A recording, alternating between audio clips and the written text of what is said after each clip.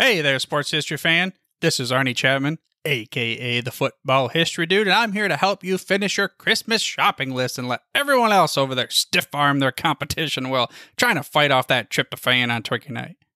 Now, what we did was we partnered with Rochester Sports Autographs, the largest JSA authenticated autograph distributor in the United States, where you can get up to 75% off over 30,000 autographed sports collectibles during this holiday season. They have something for everyone.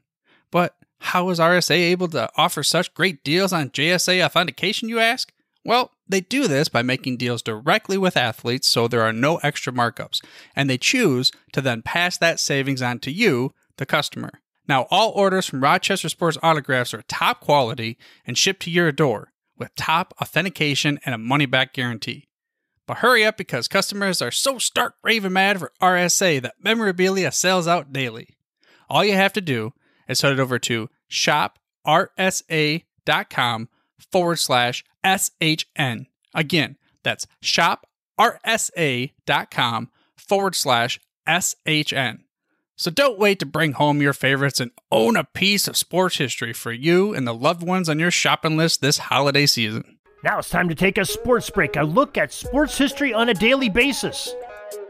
Hello, my friends of sports history. This is Darren Hayes of the Sports Jersey Dispatch podcast. Welcome once again to the Pig Pen, your place for all things great in sports history, and welcome to your sports break for November 27th, as we're going to talk about some of the greatest athletes that have had some great days here on November 27th throughout history, and talk about the uniform numbers that they may have worn during that period of time. But before we do, let's make sure that you know that we are on Twitter. We are at Pigskin Dispatch. Love to have you follow us on there. Also, send us a DM. Let us know what you're thinking. And, we follow back most often. So make sure you follow us, and we'll let you get a follow back there as well. Now, November 27th's jersey numbers are 98, 5, 7, 9, 60, 21, 29, and the number 20. November 27, 1940 is where we'll start, and the 6th Heisman Trophy Award went to Michigan Wolverines legendary halfback, number 98, Tom Harmon. November 27, 1941, New York Yankee Joe DiMaggio was named the American League MVP for the second time in his career. Speaking of Joe DiMaggio, 1947, just some 6 years later after that American League MVP, who wore number 5 for the New York Yankees, Joe DiMaggio, won his 3rd MVP, beating out Ted Williams by 1 stinking vote. So Joe DiMaggio got that 3rd MVP award. November 27, 1953, the Cleveland Indians' 3rd baseman, number 7, Al Rosen, was unanimously named as the American League's most valuable player that season. November 27, 1956, it was the 1957 NFL Draft. I know, it's only 1956 when they did it, but that's what they called it, the 1957 NFL Draft. Well, Paul Hornung, number 5 from the University of Notre Dame, was the first pick by the Green Bay Packers, and what a great pick he ended up being for the Packers. November 27, 1960, Gordie Howe, the Red Wings of Detroit, number 9 on their jersey, became the first National Hockey League skater to score 1,000 points in his career. Speaking of Gordie Howe, 1961, the very next year, 365 days later, he became the first player in NHL history to play in 1,000 NHL games. So he had 1,000 points 1 full year before his 1,000th game played in. That's pretty good scoring by Gordie Howe. November 27, 1965, it was the 1966 NFL Draft. Tommy Nobis, number 60 from the University of Texas, was the first pick by the brand new Atlanta Falcons franchise. November 27, 1974, St. Louis Cardinals outfielder number 21, Blake McBride, won the National League Rookie of the Year award. November 27, 1985, St. Louis Cardinals number 29, Vince Coleman, won the National League Rookie of the Year. So 74 and 85, the Cardinals had their Rookies of the Year named that for their team. November 27, 1994, the Canadian Football League's Grey Cup at BC Place in Vancouver. The BC Lions defeated the Baltimore Football Club 26-23 in a first-ever championship in pro history, featuring a United States versus Canada matchup The Lions won on the last second, number 5, Louis Pasagna field goal. November 27th, 1997, Lions number 20, Barry Sanders, became the NFL's second all-time leading rusher in his career, with just some outstanding rushing. He probably would have had the rushing record had he kept on playing, but he wanted to call it quits, and he did at a very young age in the middle of his prime. And what a great back, but it's one we keep talking about. What a great guy he was.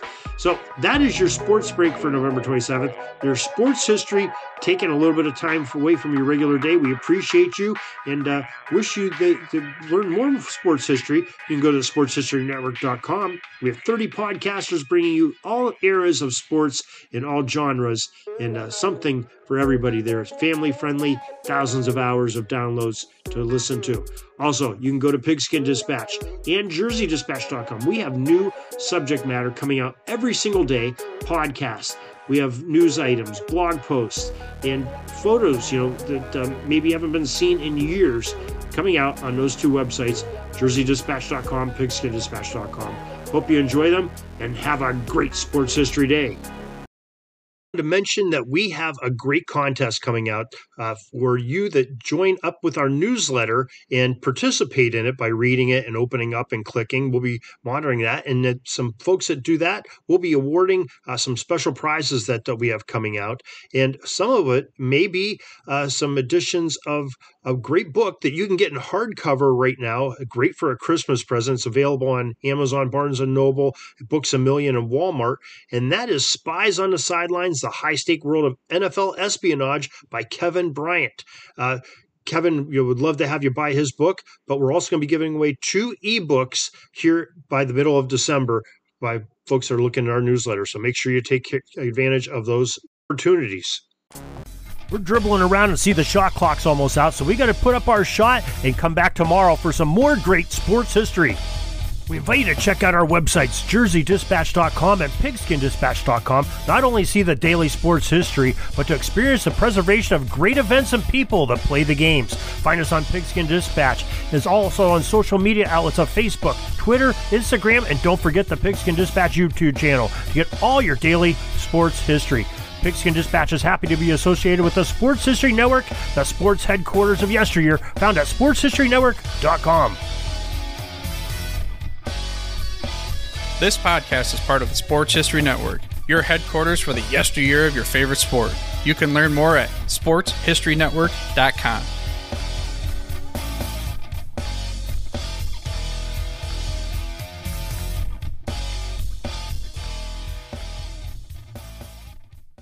Hey there, sports history fan. This is Arnie Chapman, a.k.a. the Football History Dude, and I hope that you enjoyed this recent episode presented by the Sports History Network and were able to learn some good old-fashioned sports history knowledge nuggets. I started the Sports History Network back in 2020 with the mission to help podcasters find a community of like-minded sports history nerds, as well as helping aspiring podcasters to start their own shows.